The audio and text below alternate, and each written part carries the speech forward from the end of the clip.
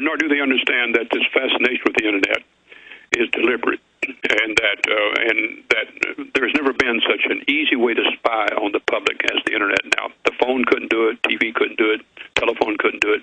Nothing is as pervasive because the excitement that people find in going to the internet, Googling, seeming like all this stuff is free, when in fact it's what's happening in the background that they don't know about. And so that's the intent of the internet, is to make it a magical device for people to come to it. Don't even stop to think about what's happening in the background. Just enjoy so the globalists get a database and a psychological algorithm on each individual in the country and can gauge things with predictive programs. We'll talk about it when we come back. The establishment intended to get you addicted to the internet. We've always pointed that out. And then used it as the worldwide wiretap. That's what the NSA 30 years ago called it as they developed it. The worldwide wiretap. But we can use it against them if people are aware of this. The fact is they're accelerating their program of control now because they're really getting concerned. Do you agree with that statement, John Young? I do. Now, you got into something very deep, which they admit but isn't popularly known, that, in fact, I have an article, cell phones show human movement predictable 93% of the time. Just off tracking our cell phones in England and the U.S. where we move, they learn what we do as an individual. I mean, this is literally what Isaac Asimov wrote about in his Foundation series, where a mathematician comes up with computers that can predict mass movements of people 99% of the time. Correct. Your comments, sir.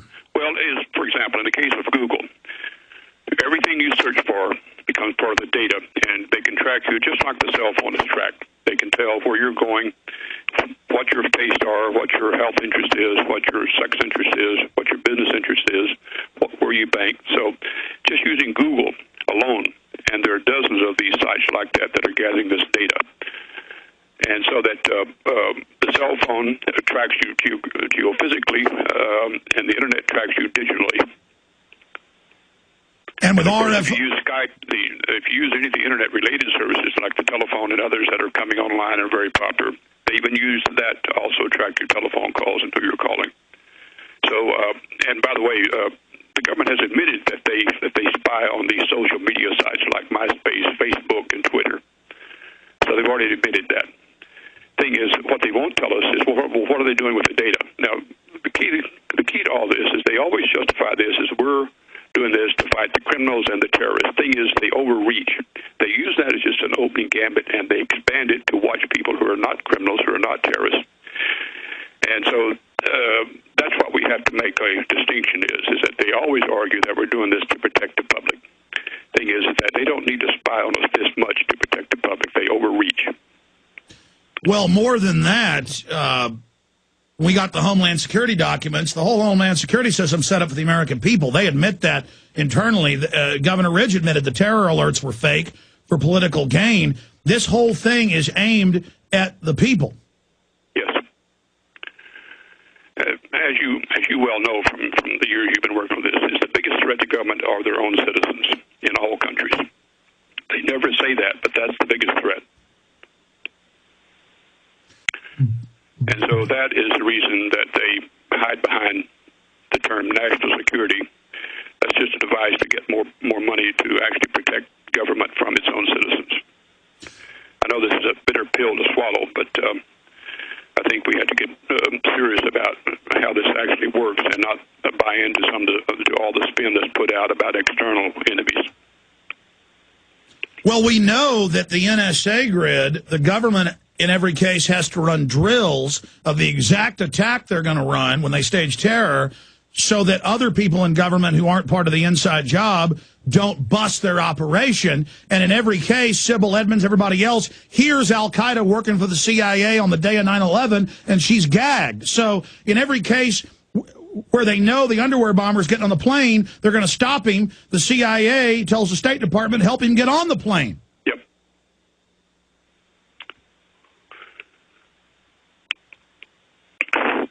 The other aspect of it that I find intriguing, since one of the things we have to deal with is being stigmatized, called a conspiracy nut. They use all these demeaning terms to anyone who probes too much. You just got to look past that. Those are just standard techniques to suppress your views. You've got to keep digging, keep looking, stop trusting authority, and keep digging on your own. That's what we advocate. We run our site as a library, not as a blog, not as a leak site. It's actually a library of information. 90% of our documents are not controversial, but they're highly informative about how government works. And you just got to do a lot of educational work and not be seduced by headline stuff. Yeah, Cryptome.org is so great because you're just reading the documents and you make your own decision about them. That's right. That's the key. Make your own decision. Like Operation... That is scary to people in authority. Like Operation Northwoods. When we come back in the final segment we've got with you, I want to talk about how we support Cryptome.org, but also... I remember Google 4 years ago saying they're going to use cameras and microphones to watch you in your house with computers recording keyword.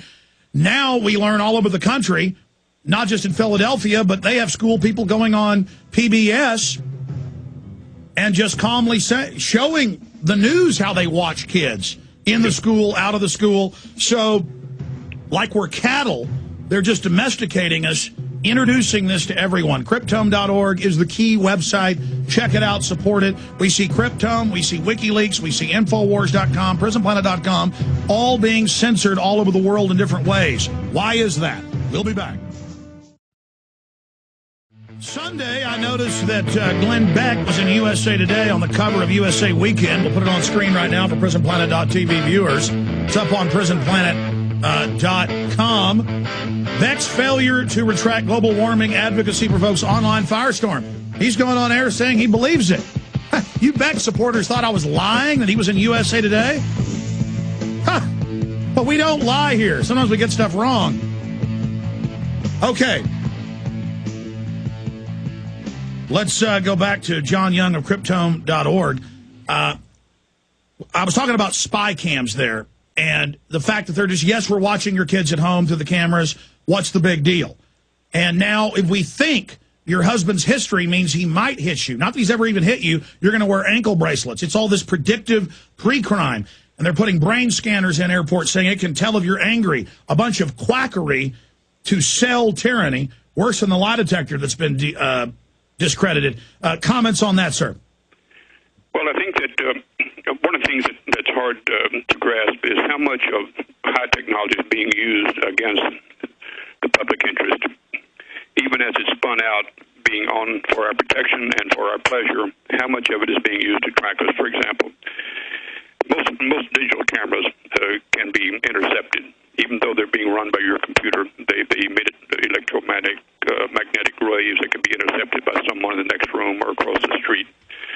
And so one of the devilish things about these wonderful inventions of high technology is that they all leak information about you to someone who has the right equipment.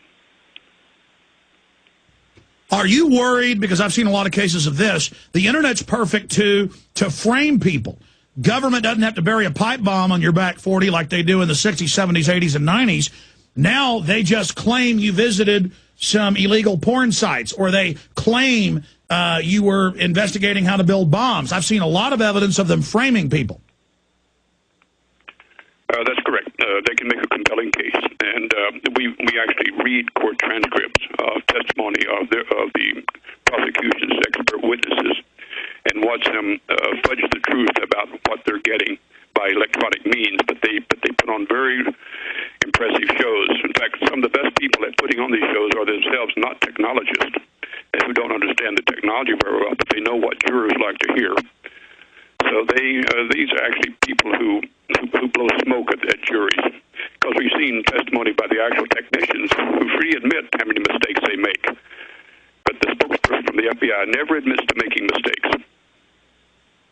And they win over 90% of their cases. Well, the good news here is Microsoft backed up. This gave them a big black eye. Why did they think that they could shut you down and get away with it?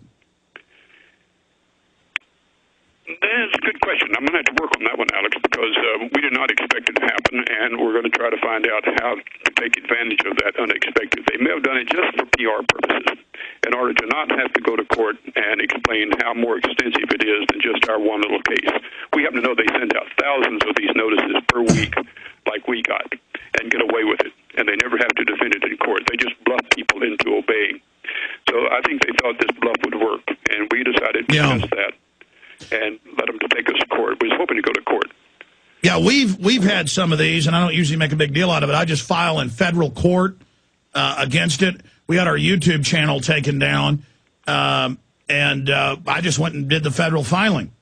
And then it went back up because it is a bluff. It is a fraud. I mean, we're allowed to play a 1-minute clip of Michael Reagan saying, murder 9/11 truthers, I will give you weapons, I will give you bullets, I will give you money, kill Mark Dice. We're allowed to play a clip of him and say, look at this criminal saying murder us.